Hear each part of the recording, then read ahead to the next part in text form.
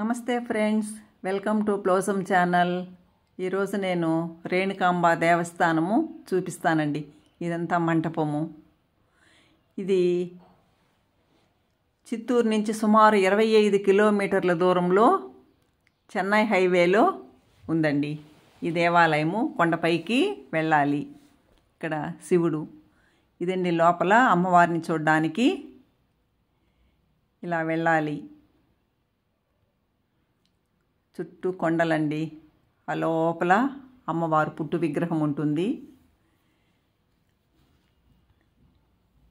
ఇక్కడ సుబ్రహ్మణ్య స్వామి చూడండి, తను వెళ్తున్నారు. ఎవరైనా అక్కడ కూర్చునే వెళ్ళాలండి.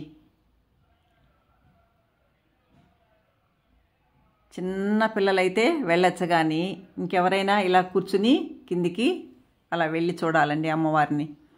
ఇక్కడ గాలి కోసం కూడా ఫ్యాన్ ఉంచారు.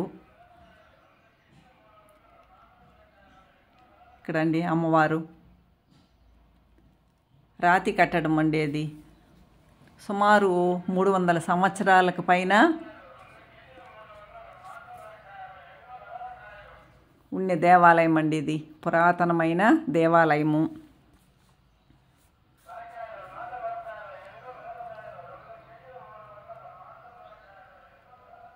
గుండు లోపలే ఉంటుందండి. ఇది చుట్టూ రాళ్ళు.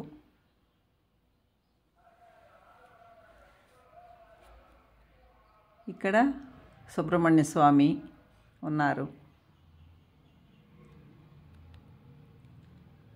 ఫెస్టివల్ కాబట్టి ఒకరొకరుగా వస్తుంటారండి.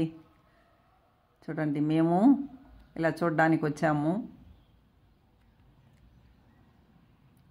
వంగి వెళ్ళాలి లేదా కూర్చునే వెళ్ళాలండి. ఇదంతా రాయండి.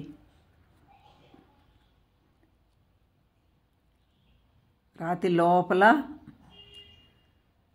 ఇలా వెళ్ళాలి.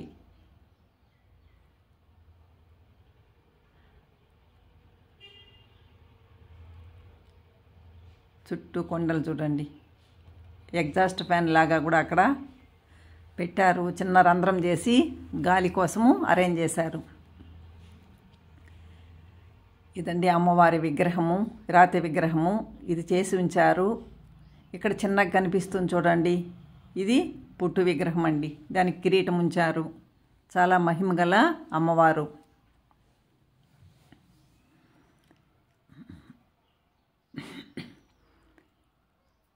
ఇలా రాతిలో ఉన్న దేవాలయము ఇంకెక్కడా లేదండి.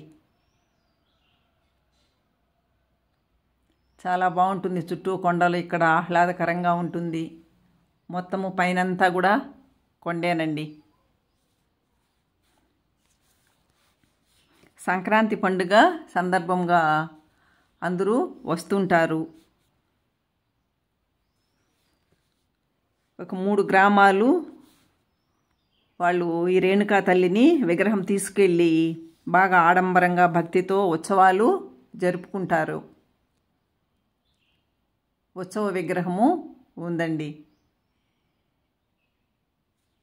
ఇది ఇక్కడ రాతితో ఇలాగే ఉంచిన విగ్రహం. ఇదండి పైన గోపురం. కొండలు చూడండి. చుట్టూ పంటలు, కొండలు. ఇలా వచ్చి కూర్చునే వాళ్ళం మేము ఈ కొండల మధ్యలో. ఇక్కడ దొన కూడా ఉందండి.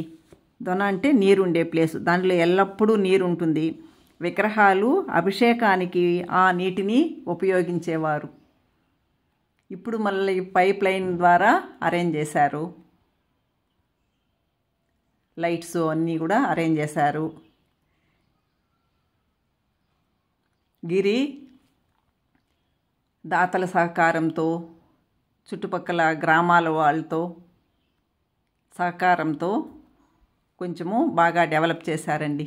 ఈ రాతి పక్కన కూడా కూర్చునే వాళ్ళం మేము.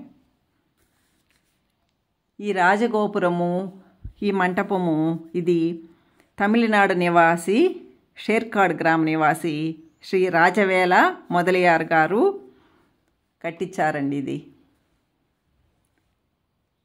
ఫెస్టివల్ కాబట్టి అందరూ ఉన్నారు చూడండి. ఇక్కడ వచ్చి పొంగళ్ళు పెట్టుకుని భోంచేసుకుని వెళ్తారండి. పొంగల్ పెట్టింది అన్నము అంతా తిని నెమ్మదిగా వెళ్తారు.